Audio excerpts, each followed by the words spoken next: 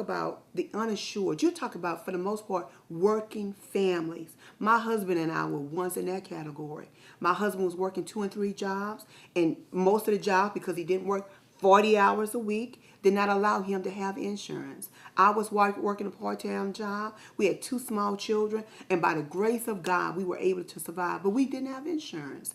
We were out there hustling, working hard every day, and we represent a lot of the families who work hard every day, trying to make ends meet, but not even afforded the opportunity to have access to care. You know, I really believe that this really is on the fine line of a civil rights issue.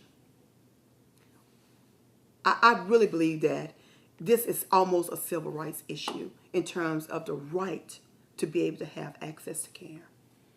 And there are a lot of governors who initially said no, who have now seen the light of day and see that this is in the best interest of their people. Whereas our governor is still saying no, that it's going to cost us more. Well, what's going to cost us more is not doing anything. That's what's going to cost more, because when you have more people showing up in the ERs because they are not because they don't have insurance or they don't have access to getting what they need, then they're going to show up at the last hour in emergency rooms, which is actually going to cost our state more, and that has not even been figured into the budget. So at the end of the day, we're going to end up looking at how we go and cut more programs that are really needed in our state, because we were not responsible enough in the beginning to actually do what everybody else in the country is doing.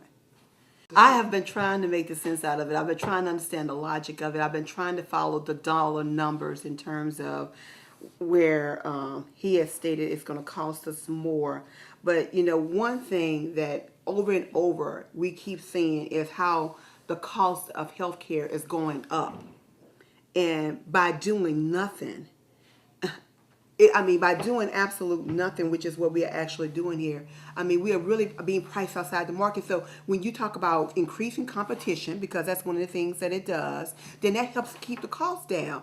And if I recall, that was definitely a part of the mantra coming in terms of competition, in terms of creating these markets.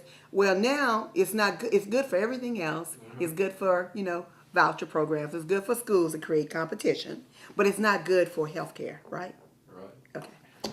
Just go figure.